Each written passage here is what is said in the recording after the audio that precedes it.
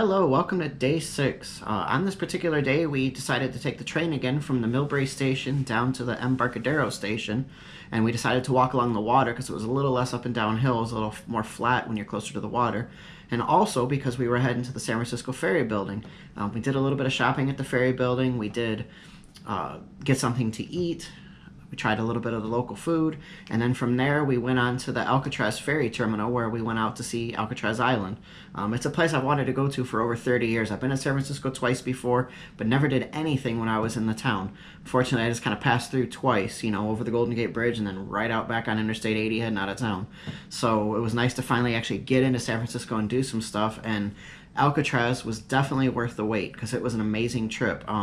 It cost about $39.90 for adults, about $24.40 for kids 5 to 11, so a little over $100 for us to get out there. There's no charge to get onto Alcatraz Island. The charge is you have to take the ferry boat out there. So in reality, when they say there's no charge, there is a charge because there's only one way to go, and that's on their ferry system. So they do make you pay for the ferry boat, but it is well worth the trip. They have an audio tour out there, which is completely free to do. Each individual person gets their own headphones and their own, it's almost like an older iPhone that they use, and you literally just follow the tour from point A to point B to point C and so on, and it just tells you everywhere you need to go. And then when you get to each point, the audio will continue to play, and it'll tell you about the information that's in that place. We spent about 3 or 4 hours out on the island. We had a really good time out there. The only downfall was it was a little hot. It was in the upper 90s in San Francisco. So for San Francisco, that's very rare to have that warmer weather. I guess we brought our Florida weather with us up there. But we got through it. We had a great time. Highly recommend that. And then after we took the ferry boat back, we headed towards the Pier 39 area.